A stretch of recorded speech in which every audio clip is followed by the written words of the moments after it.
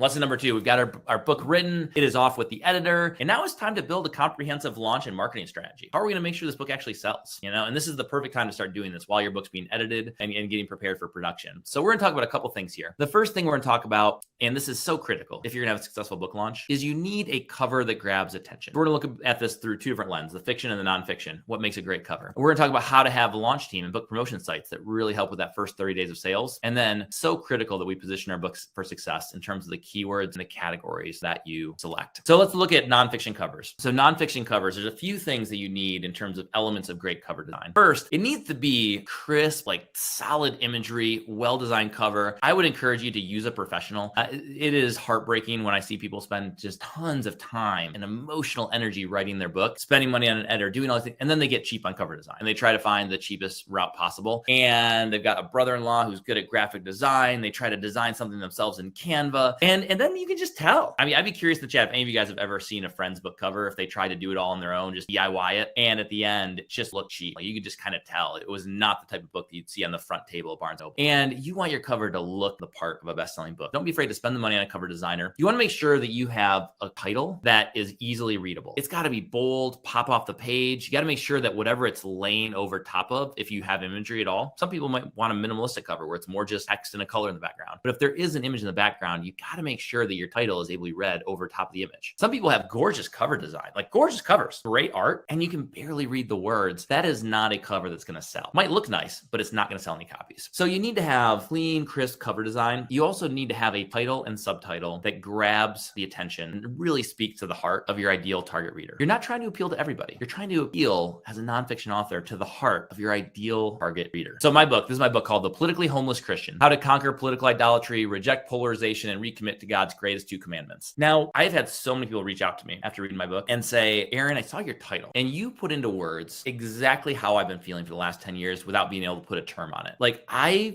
feel politically homeless. I feel like I don't belong in either major party in the United States. There's aspects of each one I agree with and aspects of each one that totally turn me off, and that you just encapsulated with your book title how I've been feeling. And that is what you want from your title. You want people to see your title and say, that's me. Now, again, not everyone. Because there's lots of people in the United States that don't feel politically homeless at all. They feel very comfortable in the Republican Party, in the Democratic Party. That's not my ideal target reader. And so knowing who your ideal target reader is going to allow you to craft cover design, title, subtitle, book description that actually speaks to them. Now, once we've done this, we've got a great cover design. It's ready. Now it's important that we nail our first 30 days. You've got to get early traction to prove to Amazon that your book is hot and trending and relevant. And the first thing we need to do that is we need to create a launch team. Now, some of you may have heard the concept of a launch team before, but what you'll do is in the first 2 to 4 weeks that your book's out there, you'll discount your ebook typically to 99 cents. Some people will do a free launch where they make the ebook free for a certain period of time. I would encourage you to keep your paperback at whatever you're going to land at as your final price. You don't need to discount your paperback. For your launch team, you're just trying to make it as easy as possible to grab an ebook. So 99 cents, free launch. And then you're building a team of people that are committed to buying your book that very first week it comes out to drive early sales, writing an early review so that you get social currency, that your book is relevant, that you've got, enough reviews that it's credible. If your book is sitting there with only 6 reviews 8 months later,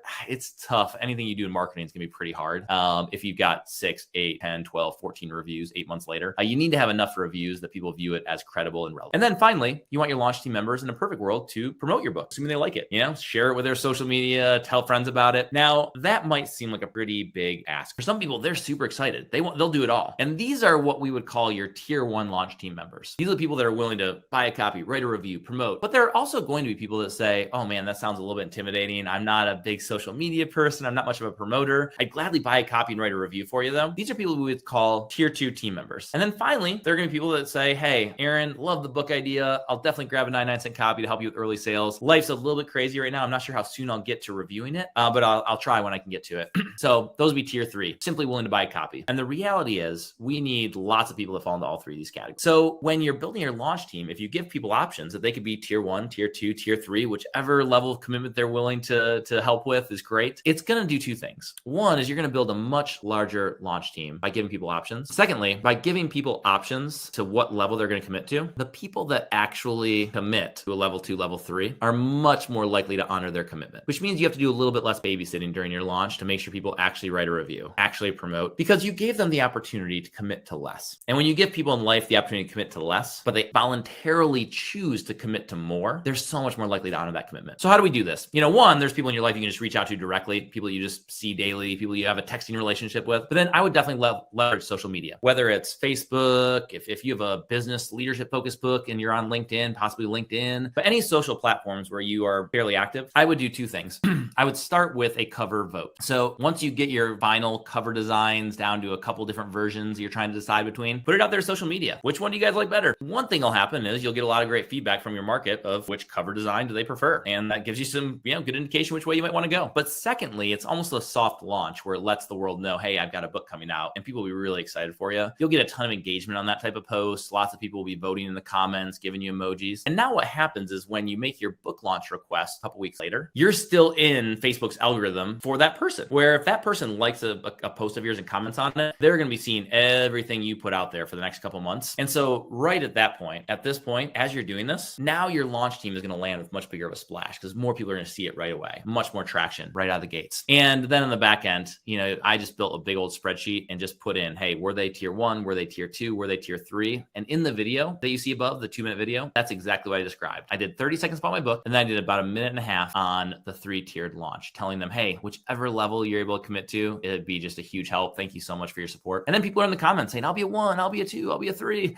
And then I just made a spreadsheet, kept track of all of it. And then on launch day, reached out. Now, you don't want to just purely lean on the launch team for early sales because eventually that dries up. Those are just people in your sphere of influence. You also want to have an evergreen marketing strategy to bring in new readers. And this is where book promotion sites are important because there's over 10 million books out there on Amazon now. The world where you could just write a book, hope it was good enough, and would just get traction, it's gone. You have to market your book. It doesn't matter how good your book is if you do not spend the time and energy marketing it. So book promotion sites is a great way to do this during your first 30 to 60 days. If you Google best book promotion sites on the internet, you'll come up with multiple blog posts that'll have literally 150 different book promotion sites that you can sift through. And these range in cost from, $20, $15 on the low end up to several $100s. Most of them are in that kind of $25 to $75 range. These are sites that have amassed large email lists of people that have said, please let me know when there are free or reduced priced ebooks in these specific categories or genres. So it's a great way to get your book in front of people that have opted in for this. They want to hear when there's free or reduced price ebooks in these different areas. So it's a great way to drive additional sales during your launch month. I would recommend 8 to 10 promotion sites spread out about every 3 days